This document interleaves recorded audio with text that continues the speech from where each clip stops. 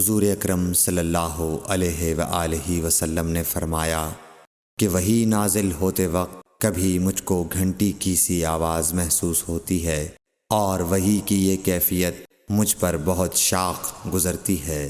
جب یہ کیفیت ختم ہوتی ہے تو میرے دل و دماغ پر اس فرشتے کے ذریعے نازل شدہ وحی محفوظ ہو جاتی ہے، اور کسی وقت ایسا ہوتا ہے کہ فرشتہ بشکل انسان میرے پاس آتا ہے اور مجھ سے کلام کرتا ہے، پس میں اس کا کہا ہوا یاد رکھ لیتا ہوں۔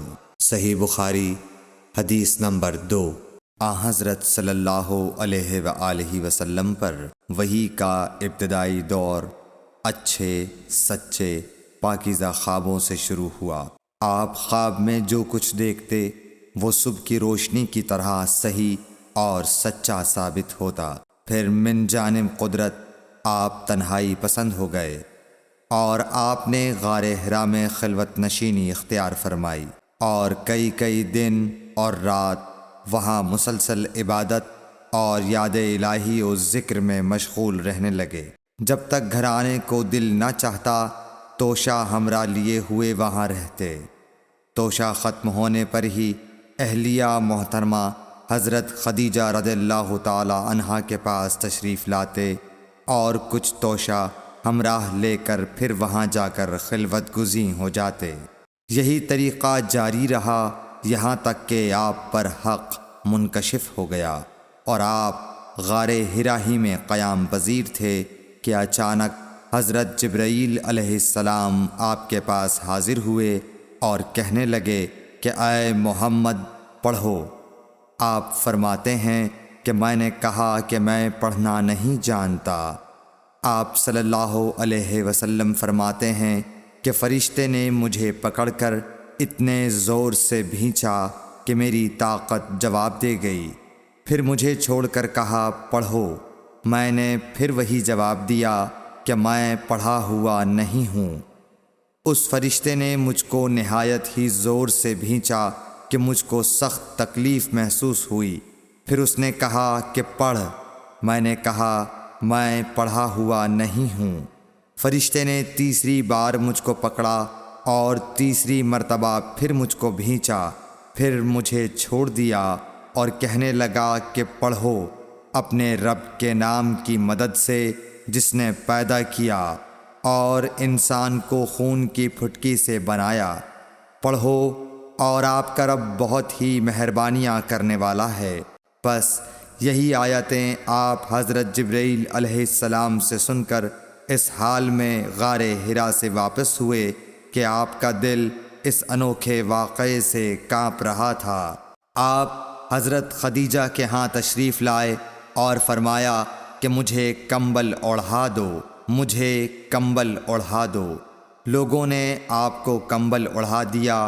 جب آپ کا ڈر جاتا رہا تو آپ نے اپنی زوجہ محترمہ حضرت خدیجہ رضی اللہ تعالی عنہا کو تفصیل کے ساتھ یہ واقعہ سنایا اور فرمانے لگے کہ مجھ کو اب اپنی جان کا خوف ہو گیا ہے۔ آپ کی اہلیہ محترمہ حضرت خدیجہ رضی اللہ تعالی عنہا نے آپ کی ڈھارس بندھائی اور کہا کہ آپ کا خیال صحیح نہیں ہے۔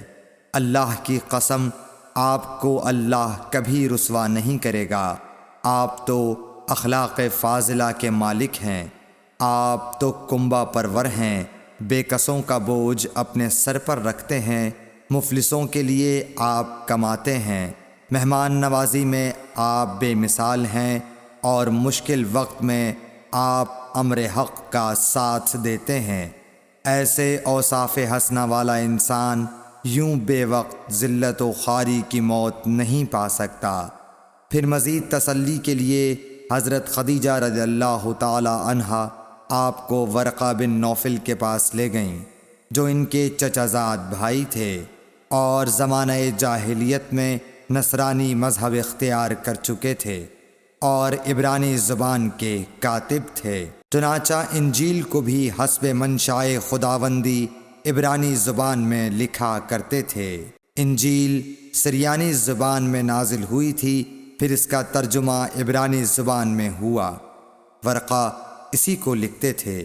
وہ بہت بوڑھے ہو گئے تھے، یہاں تک کہ ان کی بینائی بھی رخصت ہو چکی تھی۔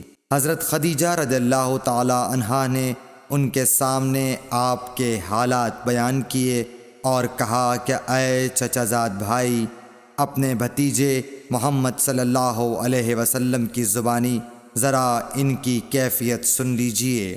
وہ بولے کہ بھتیجے، آپ نے جو کچھ دیکھا ہے اس کی تفصیل سناؤ۔ چنانچہ آپ صلی اللہ علیہ وآلہ وسلم نے از اول تا آخر پورا واقعہ سنایا، جسے سن کر ورقہ بے اختیار ہو کر بول اٹھے کہ یہ تو وہی ناموس معزز رازدان فرشتہ ہے جسے اللہ نے حضرت موسیٰ علیہ السلام پر وحی دے کر بھیجا تھا۔ کاش میں آپ کے اس عہد نبوت کے شروع ہونے پر جواں عمر ہوتا، کاش میں اس وقت تک زندہ رہتا جب کہ آپ کی قوم آپ کو اس شہر سے نکال دے گی۔